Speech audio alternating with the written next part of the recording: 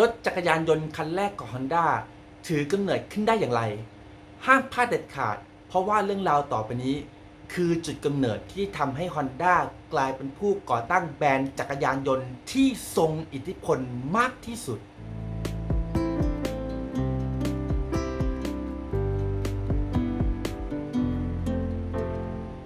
สวัสดีครับ กลับมาพบกับผมอ้นแชมเปี้ยนชิพอีกครั้งหนึ่งนะฮะก็เนื่องจากว่าบาตาเป็นรถที่มีสตอรี่ความเป็นมาที่น่าสนใจเป็นอย่างมาก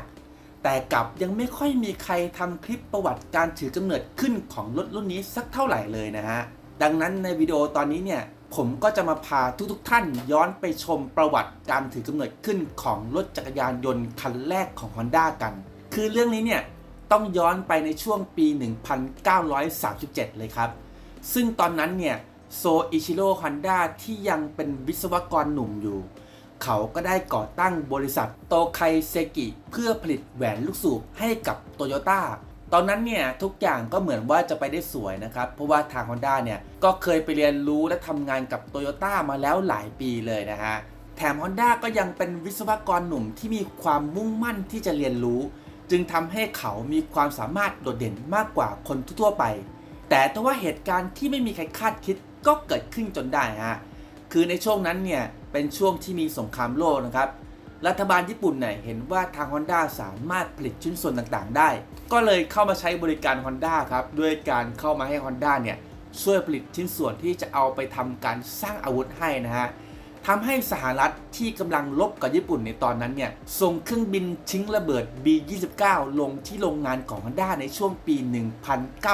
1944 เหตุการณ์ในครั้งนั้นนะฮะ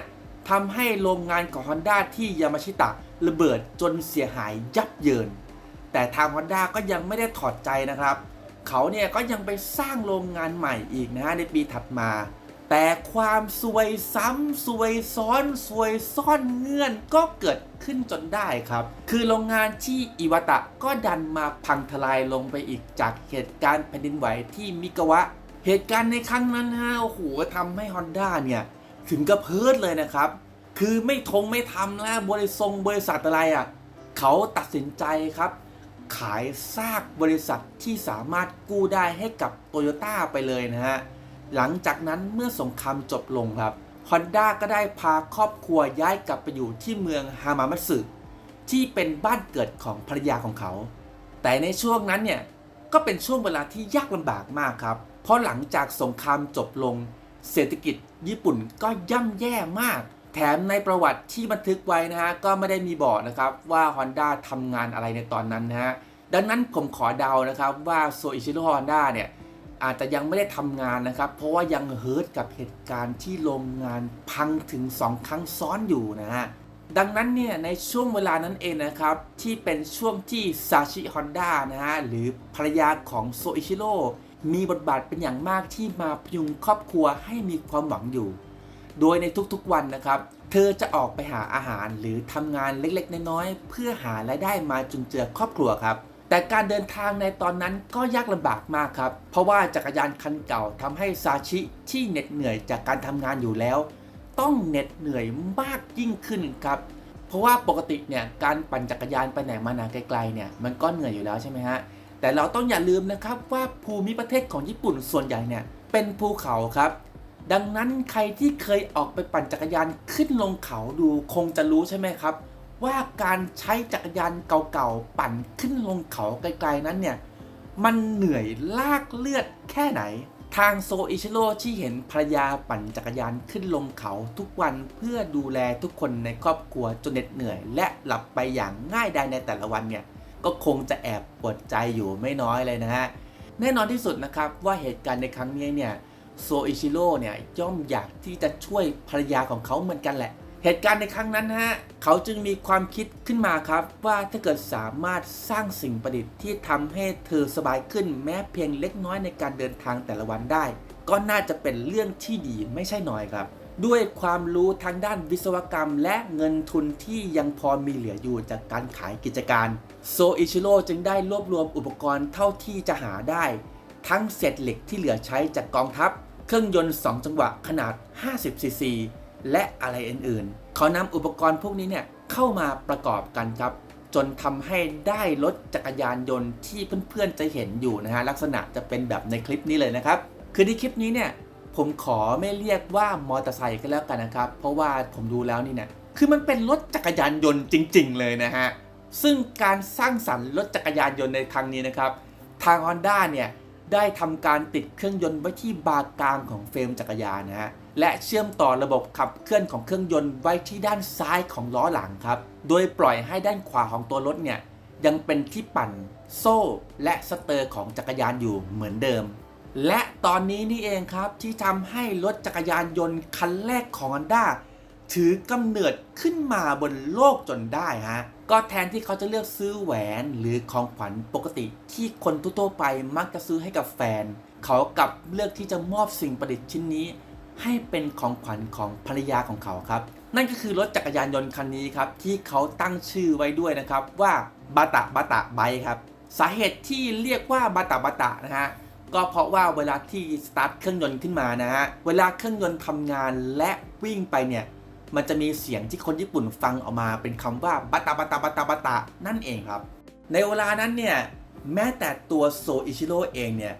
ก็ยังไม่รู้เลยนะครับว่าได้สร้างสิ่งประดิษฐ์พิเศษที่จะกลายเป็นตำนานของโลกยานยนต์ในอนาคตขึ้นมาแล้วท่ามกลางช่วงเวลาที่ยากลำบากหลังสงครามโลกผู้คนจะเดินทางไปไหนมาไหนนะฮะก็สุดแสนจะยากลำบากครับทำให้ผู้ที่พบเห็นบาตะต่างพากันงงครับว่าเฮ้ยนั่นมันจักรยานอะไรอ่ะทำไมไม่ต้องปั่นก็ยังวิ่งได้แถมยังสามารถทำความเร็วได้ดีซะด้วยนะฮะทำให้คนที่เห็นเนี่ยต่างให้ความสนใจครับเข้ามาติดต่อกับโซอิชิโร่ Honda ฮะเพื่อให้ประดิษฐ์รถรุ่นนี้ให้พวกเขาไปใช้งานบ้างเมื่อเป็นเช่นนี้ครับทาง Honda จึงได้เกิดไอเดียครับว่าเฮ้ยรถจักรยานที่เอามาติดเครื่องยนต์เป็นจักรยานยนต์แบบนี้เนี่ยมันสามารถทำขายได้ซึ่งก็เหมาะกับการใช้งานในยุคนั้นด้วยฮะที่การไปไหนมาไหนนั้นจักรยานถือว่ามีความคล่องตัวที่สุดยิ่งถ้ามีจักรยานที่สามารถขับเคลื่อนได้โดยที่ไม่ต้องปั่นด้วยเนี่ยยิ่งถือว่าเป็นอะไรที่ตอบโจทย์การใช้งานเป็นอย่างมากเลยทีเดียวนะฮะดังนั้นเมื่อรถรุ่นนี้ถูกคนทั่วไปเอาไปใช้งานมากยิ่งขึ้นก็ยิ่งทำให้ผู้คนสนใจรถจักรยานยนต์ Honda มากยิ่งขึ้นไปเรื่อยๆครับในที่สุดนะฮะรถรุ่นนี้ก็ขายดิบขายดีอย่างกระเททิ้งเลยครับถึงขั้นที่ว่า Honda เนี่ยต้องเขียนจดหมายมากถึง 15,000 ฉบับนะฮะเพื่อส่งไปยังร้านจักรยานทั่วญี่ปุ่นครับเพื่อให้ร้านจักรยานเหล่านั้นส่งจักรยานมาให้ Honda เพื่อประดิษฐ์จักรยานยนต์ครับจดหมายที่ส่งไปทั้งหมด 15,000 ฉบับนะฮะก็ได้รับการตอบรับและส่งจักรยานมาให้ถึง 5,000 แห่งด้วยกันทำให้กิจการรถจักรยานยนต์ของ Honda ขยับขยายใหญ่โตนับตั้งแต่นั้นเป็นต้นมาจนในที่สุดครับ Honda ก็ได้เป็นหนึ่งในชาวญี่ปุ่นที่มีชื่อเสียงทั่วโลกในฐานะผู้ก่อตั้งแบรนด์จักรยานยนต์ที่ทรงอิทธิพลมากที่สุดเป็นยังไงบ้างล่ะครับสตอรี่การถือกำเนิดขึ้นของบาตะนี่แม่ต้องบอกเลยนะครับว่าแค่ฟังเรื่องเล่าเนี่ยยังไม่ทันดูรถเลยนะครับประวัติความเป็นมาของตัวรถก็ถือว่าเป็นศิลปะแล้วนะฮะคือมันไม่ใช่ว่าเป็นรถที่แบบอยู่ดีๆก็สร้างขึ้นมาเพราะว่าเห็นว่าเจ้านู้นขายดีนะครับก็เลยแบบว่าเฮ้ยอยากจะทำมาบ้างก็แบบก๊อปปี้เลียนแบบขึ้นมาเพื่อจะแบบเอามาขายบ้างอะไรอย่างนี้เนี่ยการเกิดขึ้นของรถรุ่นนี้นะครับทำให้รถคันนี้มีเรื่องราวที่มากกว่ารถอื่นๆทั่วๆไปครับซึ่งเรื่องราวต่างๆที่เกิดขึ้นจริงเหล่านี้นะฮะผมว่ามันสามารถให้แง่คิดและสอนคนรุ่นหลังได้ดีหลายเรื่องเลยนะไม่ว่าจะเป็นเรื่องสัจธรรมชีวิตครับที่ชีวิตของคนเรานะฮะต้องมีทั้งขึ้นและลงนะฮะและบางทีชีวิตที่กำลังเป็นขาลงเนี่ยก็เป็นการลงเพื่อรอโอกาสที่จะขึ้นอย่างมั่นคงแข็งแรงครับเหมือนกับตอนที่ครอบครัวของ Honda กำลังเผชิญพิษเศรษฐกิจและกลับมายิ่งใหญ่อีกครั้งหลังจากที่รถจักรยานยนต์ของ Honda ถือกำเนิดขึ้นนะฮะหรือว่าถ้าเกิดจะมองในมุมแง่คิดในเรื่องการทำธุรกิจก็ได้ครับคือการทำธุรกิจที่ใหญ่โตระดับโลกนะฮะ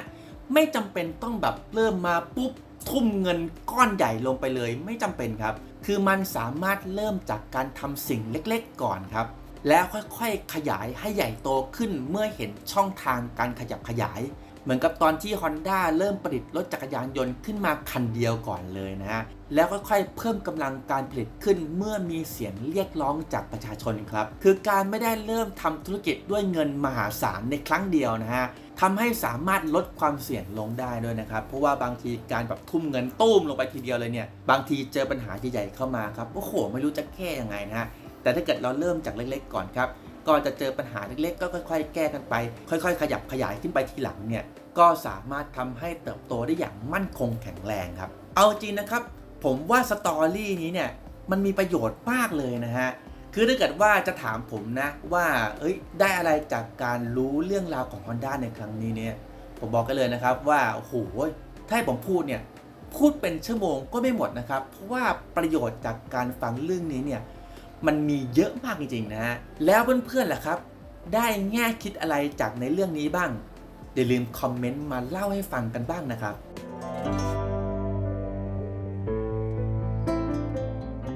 และทั้งหมดนั้นก็คือเรื่องราวการถือกำเนิดขึ้นของรถจักรยานยนต์คันแรกของ Honda อย่างบาตะนะครับก็จริงๆแล้วเนี่ย